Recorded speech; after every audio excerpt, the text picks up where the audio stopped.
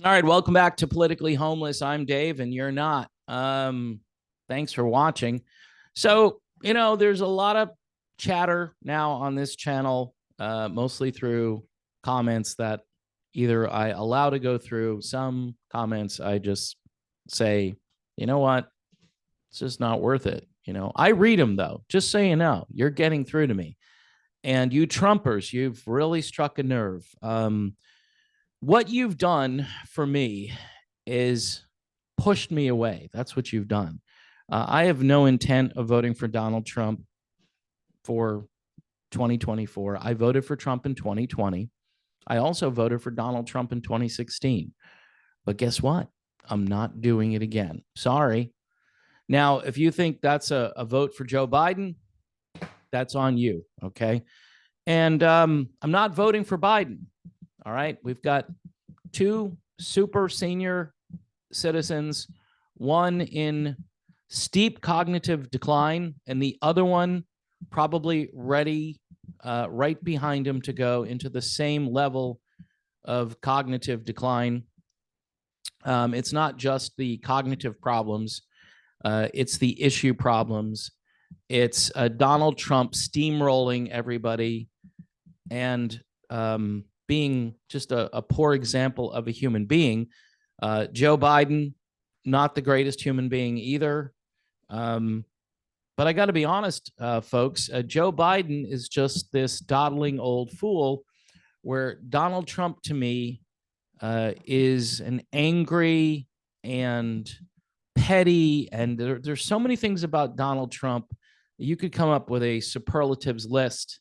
And I know if you're a part of Trump's base, you, for some reason, don't see any of these things.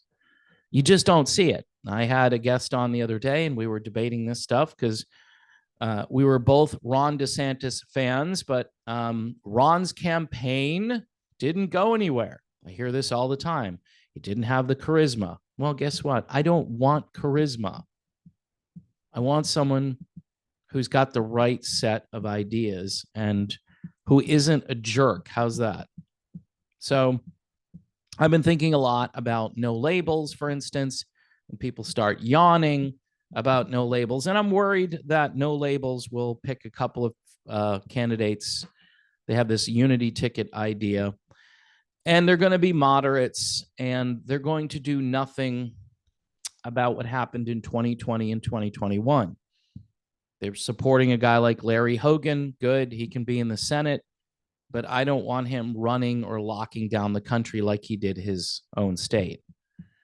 Yeah, I know. He was a Republican in a blue state. And so is Charlie Baker in Massachusetts for 8 years. And they were both COVID dictators and COVID tyrants. And there's no accountability. Donald Trump is the father of this wonderful, safe, and effective product. He was in the White House when they started 15 days to flatten the curve. No, I'm not going to forget about this. No, this is a core issue for me. And the Trumpers seem to think, he's going to be better than Biden on this. Maybe, but I want accountability. He was, again, the other day talking about how he doesn't get enough credit. Credit for what? Destroying the economy? Spending money we didn't have on the CARES Act? Changing the rules to make it easier to ballot harvest in the states that Trump lost? People, grow up a little bit. Don't, if you're watching The War Room with Steve Bannon all day, or your television is on Newsmax 24/7, I really think you need to broaden your horizons just a little bit, just a tad. So I've said my piece on no labels. I do believe they're on the right track. But as far as neoliberalism, I just can't embrace it. I can't embrace a blank check to Ukraine without oversight. On the other side of that, I can't endorse a blank check to Israel without oversight. I mean, Ronald Reagan used to say, trust but verify. We need to verify. I mean, Ronald Reagan wouldn't be in on this stuff. He would say, well, wait a minute. We're spending an awful lot of money here. Where's the money going? So at the very least, you need to take like the Rand Paul approach, right? And just look this over and say, I don't know if this is a good idea. Can we have a debate about this? And so between Trump, Biden, and no labels, you're not going to get any debates on this. You're going to get hurry up and pass the bill. All right. And I get it. The border bill was a real thing. Trumpers said it wasn't. I would have taken it. I know that meant another huge amount of money going to both Israel and Ukraine, but we need to do something at the southern border. Now, I've been listening to Robert F. Kennedy Jr. And I know people are going to say, here he is. He's going to go in with a liberal now. The guy's been a liberal his whole life. His last name is Kennedy. He believes in crazy conspiracy theories. You mean some of the same ones that I believe in, right? Like, that this safe and effective product isn't safe and effective, and people should be held accountable, and Anthony Fauci is an idiot. Donald Trump gave Tony Fauci a commendation on his way out. That's not disputed. It happened. Trump says he doesn't know who gave it to him. And, the people on the left, they complain that Trump was mean to Fauci, but yet he didn't really do anything to stop Fauci. He's one of these swamp creatures, and Trump was supposed to drain the swamp. The only person that seems to really care about this stuff is Robert F. Kennedy Jr. And when you look at his platform overall, yeah, he's an old school liberal, which in some ways is better than today's make-believe conservative. You want civil liberties? Who do you vote for? Conservative who wants to lock you down? So-called conservative, a Larry Hogan type? Nope. Don't want to do it. I'd rather have somebody who is concerned about my rights as a citizen. And if the government decides that I have to use a medical product in order to do something, and if private businesses are doing the same thing, that's against my rights. And it doesn't seem like anybody cares about that issue. And they might do it again. I'm optimistic that maybe they learned their lesson, but I pay attention to what's going on with the WHO. I have James Roguski, who is a frequent guest on this channel, and you should watch his videos because they elevate the conversation on this channel. I'm a Christian, and I know some people will say, well, how can you vote for Robert F. Kennedy Jr.? He's all for abortion. Well, he's also for making abortion something that isn't as frequent as it currently is. I've heard him talk on this, and he said we've got to figure out a way to reduce the number of abortions. Those abortions that are often used as just birth control measures. Donald Trump, by the way, if you're voting for Trump because he didn't actually send Roe v. Wade back to the states. Those judges were Mitch McConnell judges, and anyone who understands this knows that that's true. Heritage Foundation, whatever, whoever. I mean, Trump didn't pick them. But yeah, Trump was in office. So if that's an important issue to you and that's the only thing you're going to vote on, keep in mind that has stirred a hornet's nest. And now those who want abortion up until, birth, those people are running around yelling and screaming that they, deserve to have these rights and so forth. And yeah, Kennedy is kind of splitting the baby, pun intended, on this. I don't love it. But Trump is saying 15 weeks now, and that would allow, I don't know, like 90-something% of abortions. I've already said this stuff. So if you're staunch pro-life, you're not going to get everything you want. That's heart-to-heart combat with women who are in a desperate situation. And if you're not offering them love and financial support and a way through, they're going to take the easy way out. All right. If it's legal. And now we've got, in vitro and all this stuff, which that's a can of worms I don't think anyone expected. Right. So I'm not saying I'm for, destroying human life at any level, but from a political point of view, I think maybe that hand was overplayed. So getting back to RFK Jr., he's not perfect. He's not perfect, but you know what he isn't?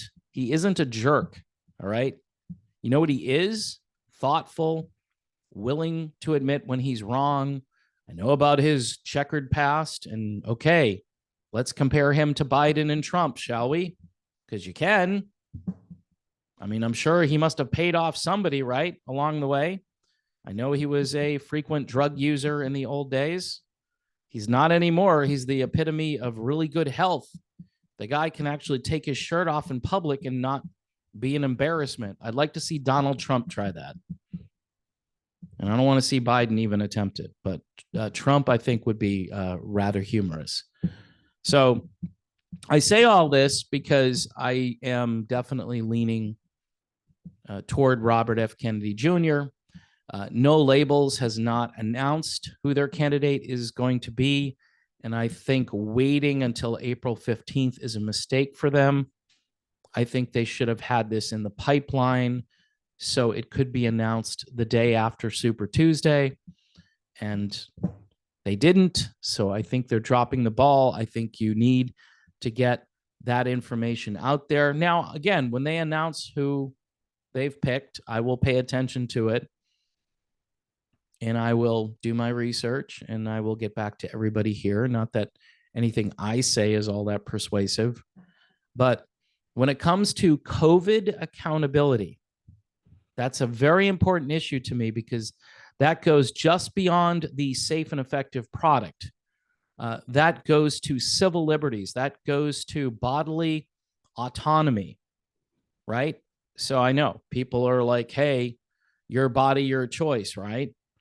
So it only applies, I guess, for the left side of that argument. It does not apply for the right side of that argument. But I think RFK Jr. would be an equal opportunity defender of bodily autonomy, some of which I wouldn't like. But in the case of these super duper safe and effective products, I think he would be terrific.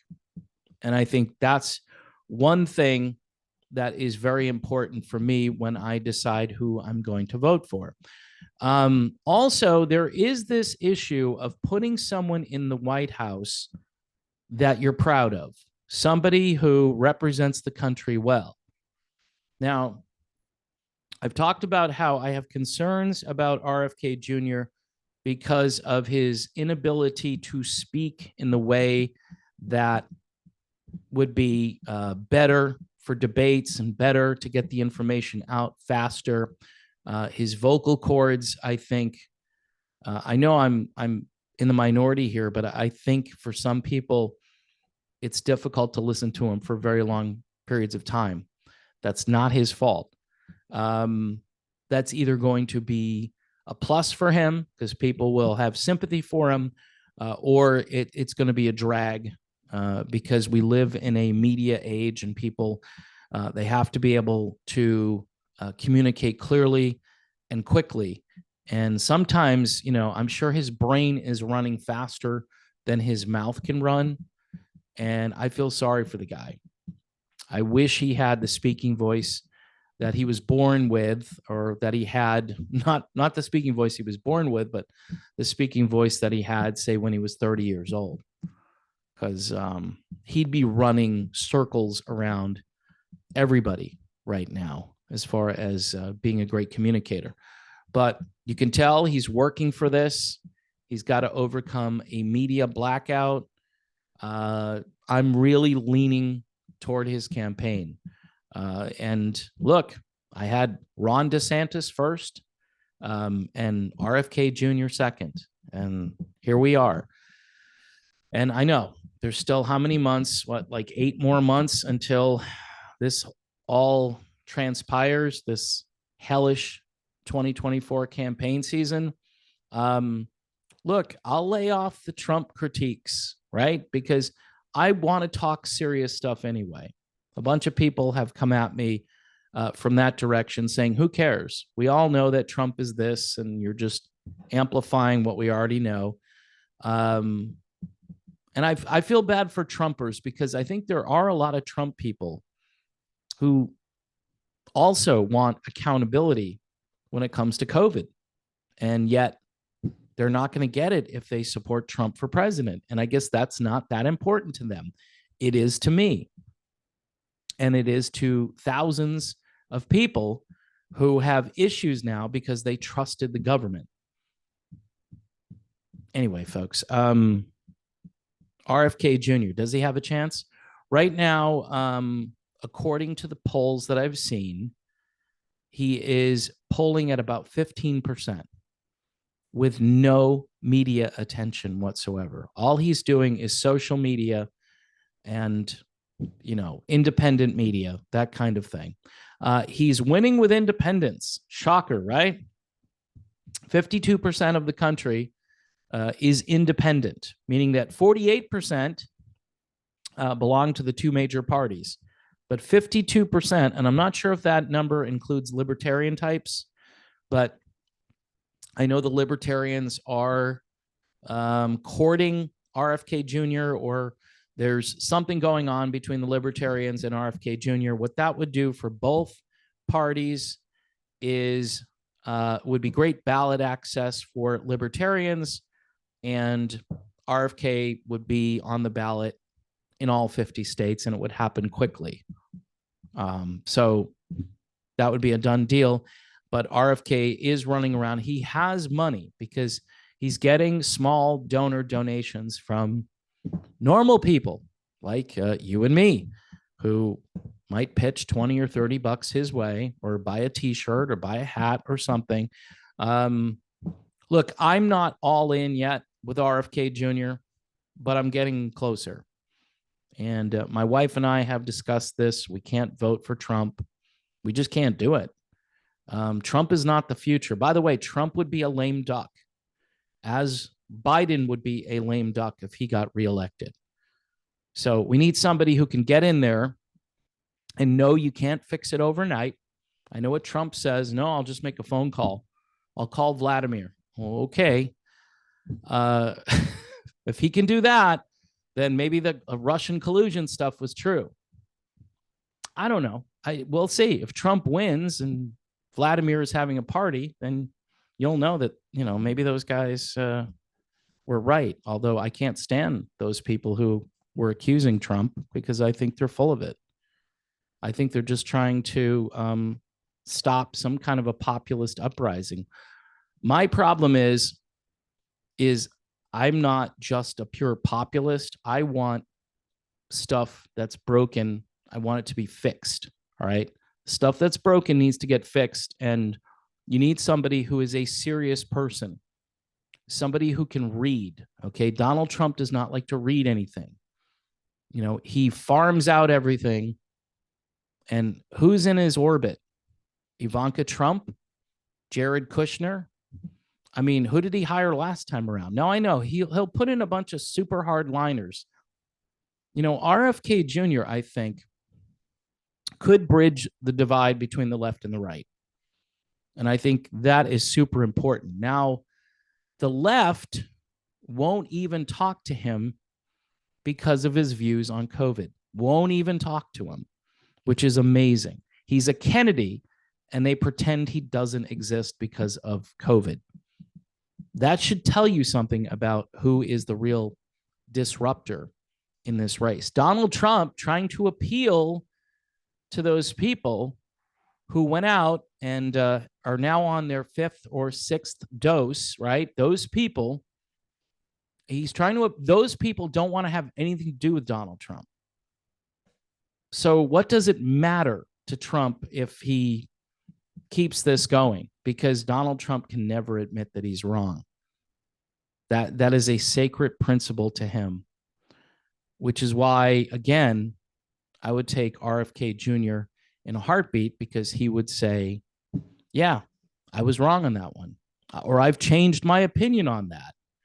And he evolved quite a bit from a big government liberal, at least when it comes to the way government interacts and ends up being kind of authoritarian.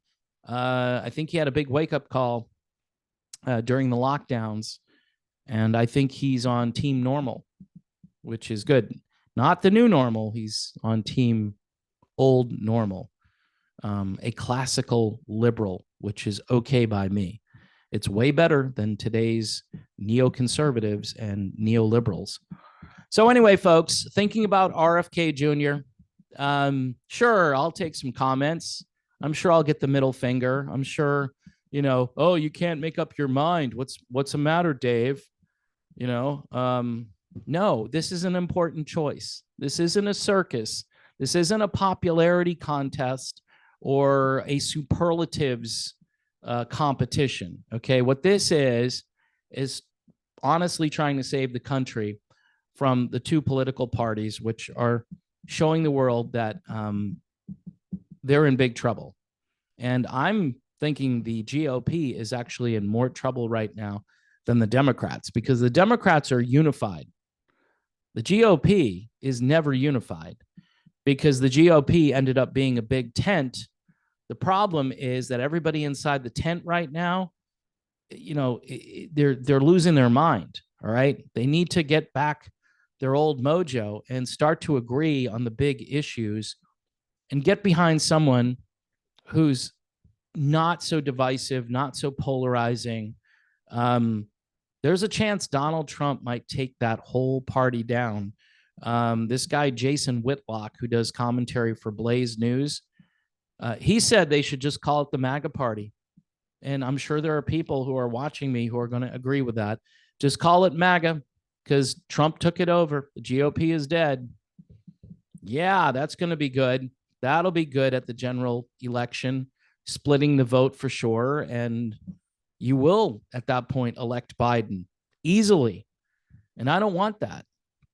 By the way, Kennedy takes votes equally from Trump and Biden. Some say he actually takes a few more votes from Trump. So good for RFK Jr. I mean, the Democrats are terrified. They're absolutely terrified that RFK is going to do well. And they are not recognizing him at all. In fact, he still doesn't have Secret Service protection, even though he's polling at like 15% with no mainstream media coverage or very little. So food for thought. Nikki Haley had Secret Service protection and she just dropped out. So something definitely wrong with that. Either, again, they're just trying to black him out like he doesn't exist, because if we give him this, then we're saying he's credible, he's relevant. But if they don't give him this, I think it's criminal and, I don't know, dangerous. His last name is Kennedy, and he's taking on the entire political establishment. So pray for him. Even if you don't like him, pray for his safety, because, man, that would be so awful for our country if that were to happen again. All right. I am done with this video. I'll put a link in here if you want to buy me a coffee, if you feel sorry for me. But that's about it. Talk to you soon.